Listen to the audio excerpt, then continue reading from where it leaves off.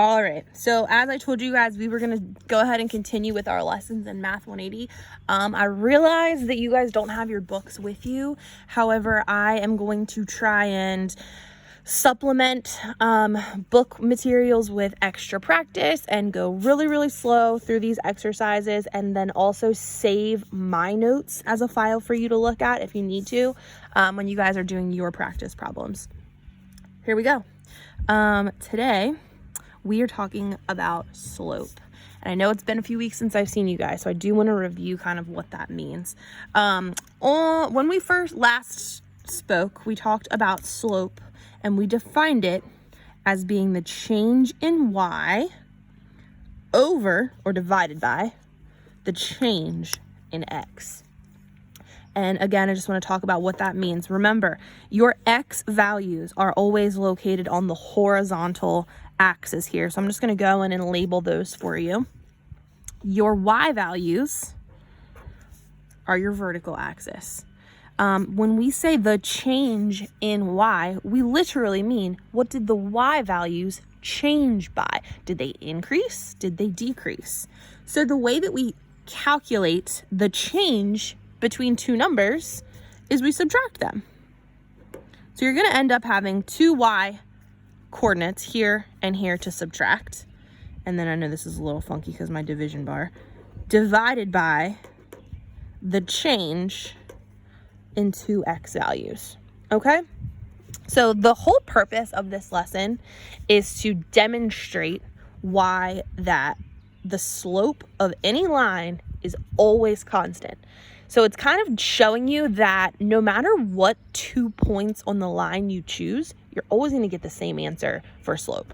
Okay, so you're going to find that it feels a little bit repetitive, and that's good. That means that we're doing something right. So this lesson is designed to have you take a linear function. So you have a line right here, and you're going to find the slope between 2 points like a and b, and then you're going to get a final fraction or decimal, 2 points b and c, same thing, and then 2 points a and c. And even though, sorry, that's my dog, even though we have different fractions here, these fractions are equivalent.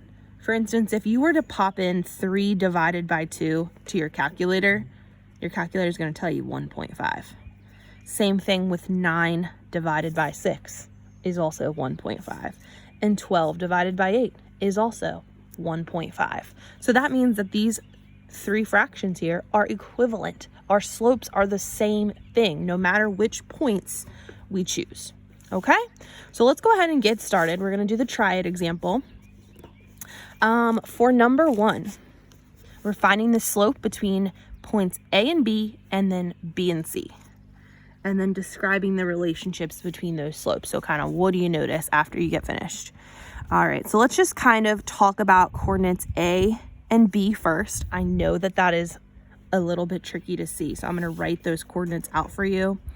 A's coordinates are 0, 0. B's coordinates are 1, 2. And I'll write C's in a second when we get to that one. Remember, in a coordinate set, the first number is always your x coordinate. So this is an x, and this is an x.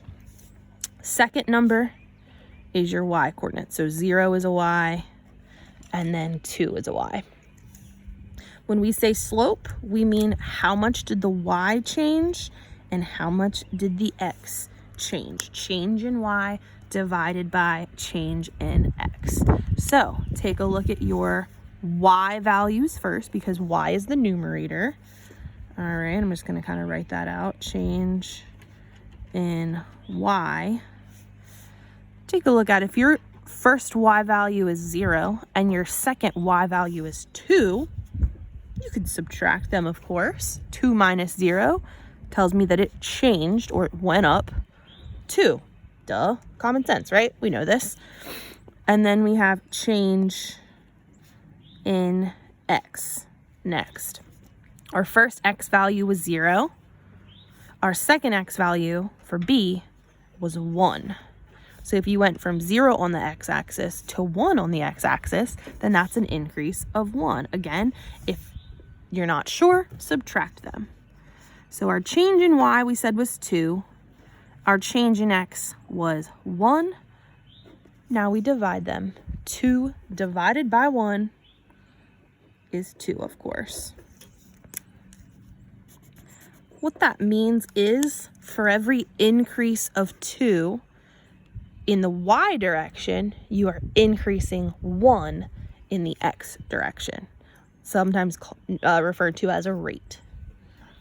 All right, next example, we're going to do the slope between points B and C this time. So let me kind of jot down the coordinates for point C here. Point C looks to be at 3, 6. All right, so remember, between B and C, the change in y, that's how much did we increase vertically. So if B started out at a y value of 2, and if C has a y value of 6, what did it change by? Again, we subtract. 6 minus 2 is 4. Change in x. If I look at the x coordinates for B and C, the x coordinate for B is a 1. The x coordinate for C is a 3. If you go from 1 on the x axis to 3, then you increased by 2 units. 3 minus 1 gives me my 2. Okay, the last thing to do is divide those numbers. 4 divided by 2, oh hey, is 2. One more time. So now, did it matter if I chose to calculate the slope between A and B or B and C? Nope, they are equivalent, which is why Miss Bryan told you, and Miss Tennell, that it does not matter which points you choose when you're finding slope. Pick any two that are easy. Alrighty, I'm gonna do another guided learning example. Forgive me while I tuck my paper underneath my document camera. Have to bear with me, I'm using makeshift office supplies in my house today. Alrighty, here we go. Same kind of deal, guys. Demonstrate that the slope of the line y equals 1/2 x plus 2 is constant. Now, you don't need to know necessarily anything about this equation, but you guys already do know that the numbers in equations, they matter. They tell us a lot about what's happening in that function.